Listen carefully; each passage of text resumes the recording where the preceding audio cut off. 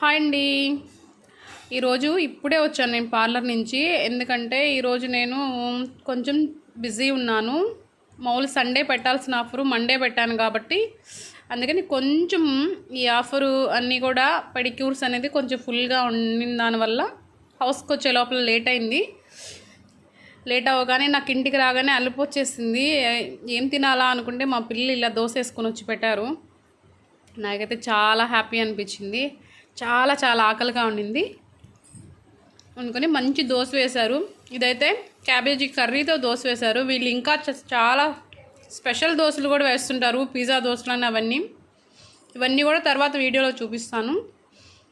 మన పిల్లలకి ఫస్ట్ ఏం నేర్పించాలంటే, ఇంట్లో అమ్మ ఒకరు లేట్ అయినా వాళ్ళు మినిమం చేసుకొని తినేలాగా మనమే వాళ్ళకి చెప్పుకుంటూ రావాలి.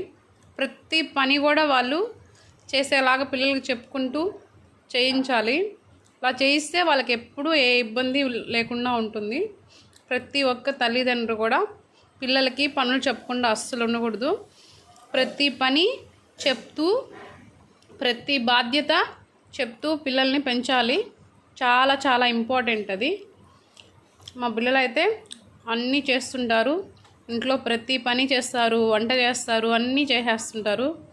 నాకు చాలా హ్యాపీ అనిపిస్తుంది బిజీ ఉన్నప్పుడు. మీరు కూడా అందరూ పిల్లలకి ఇలా చెప్పి చేయించండి. వీలైనంత వరకు వాళ్ళకు కుదిరినప్పుడే చేయిస్తుండండి. Thank you.